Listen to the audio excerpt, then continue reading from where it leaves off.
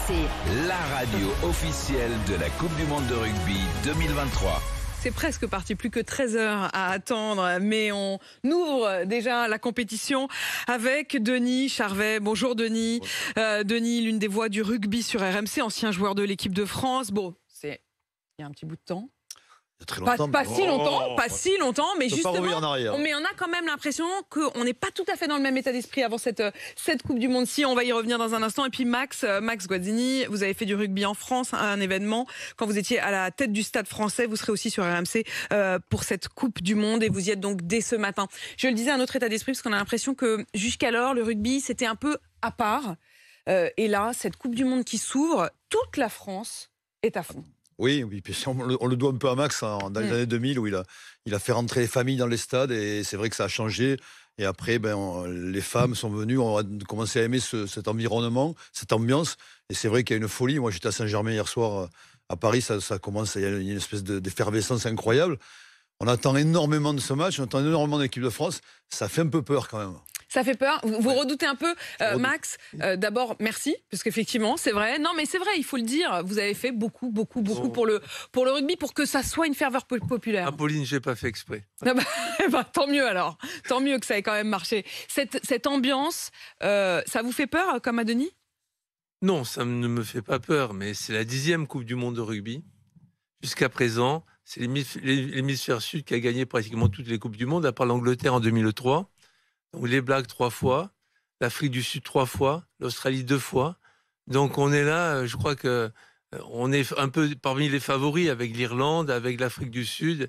Et je crois que par la France, puisque l'Angleterre est peut-être pas au niveau en ce moment, on représente tout l'hémisphère nord. Et c'est formidable. Mais ce qu'il faut préciser, c'est que c'est peut-être la première génération de joueurs qui est capable de la gagner. Moi, j'ai eu la chance de disputer la première, mais on était loin de la gagner, même si on était arrivé en finale, pas par accident, mais bon, on est à l'époque. Mais c'est la première équipe et première génération qui se dit on va être champion du monde. C'est tellement important. C'est-à-dire si on ne se le dit pas à l'avance, on ne peut pas être champion du monde. Et celle-là, elle a les qualités, mais elle a aussi cette envie, cette envie de se surpasser, de gagner ce titre qu'on attend. Et elle se sent portée. Quentin. Qu'est-ce qui a changé avec cette nouvelle génération? Pourquoi cette génération, elle y croit plus que les autres? On a l'impression qu'elle n'a pas peur, finalement, de battre les Blacks, de battre les grosses. Il y a un bon entraîneur qui est Fabien Galtier, qui a réussi à transformer cette équipe de France, à bien choisir les joueurs, parce que ça, c'est fondamental.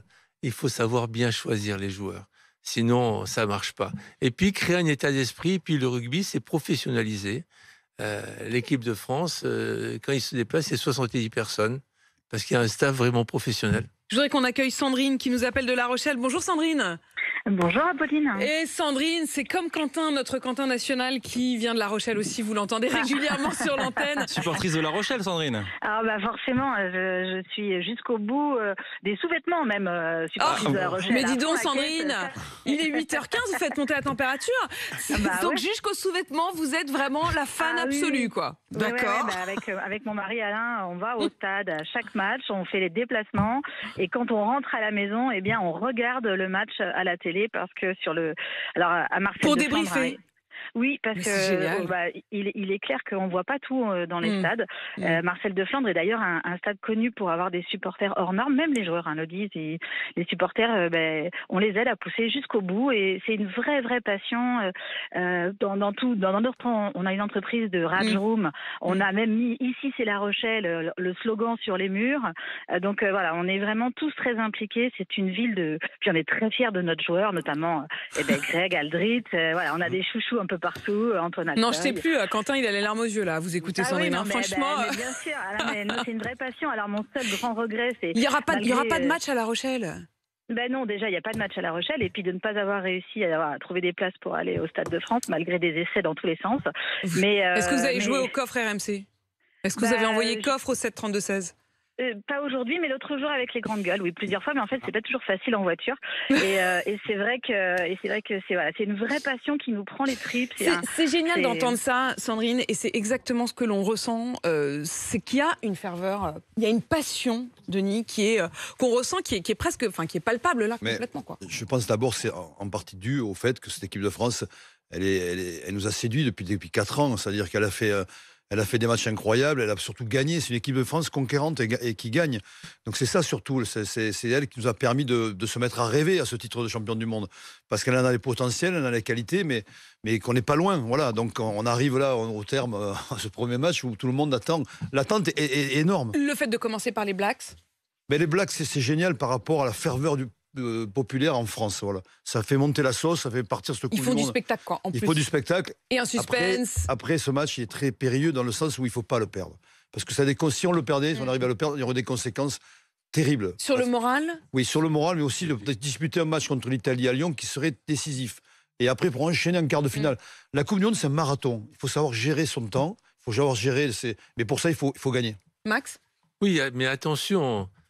Bien sûr qu'on est un peu favori, mais il y a d'autres équipes. Oui. Il y a l'Afrique du Sud, il y a l'Irlande, et aussi peut-être les All Blacks. Donc on est dans les 4 favoris.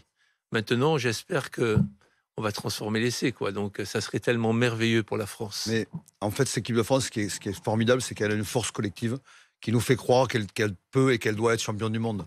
C'est-à-dire que vous changez un joueur, vous en mettez un à la place.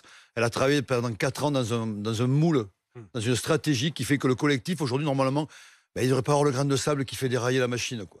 Mais c'est en ça que je crois qu'on doit gagner ce soir. Quentin ? Et justement, sur ce sujet, le forfait de Romain Ntamak, qui est un petit peu une des figures de cette équipe de France, ça ne va pas perturber Mais non, parce que les joueurs rentrent et sortent et qu'ils sont conscients de la stratégie. Puis surtout, il y a ce staff avec Fabien Galtier, ils sont 20 à travailler, c'est énorme. Donc ils sont mis dans un confort, c'est des joueurs qui savent où aller. Et il y a toujours ce flèche de temps dont parle Fabien Galtier. On y est là, ce flèche du temps, on est arrivé au point T. Jalibert était prêt. Il était prêt. Donc Jalibert, c'est celui qui jouera ce soir. Oui, bien sûr. Bordeaux Mathieu Jalibert, place de Romain, qui a joué d'ailleurs le dernier match contre l'Australie. Vivement ce soir, donc dans 13h, ce sera le coup d'envoi de ce premier match. Denis Charvet, Max Guazzini, merci d'être passé par le studio dès ce matin. On va vous entendre, bien sûr, pendant toute cette Coupe du Monde de rugby.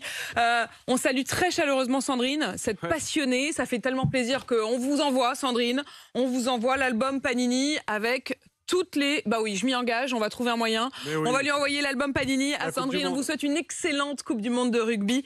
Il est 8h20 et vous êtes bien sûr. Allez la France. Allez la France.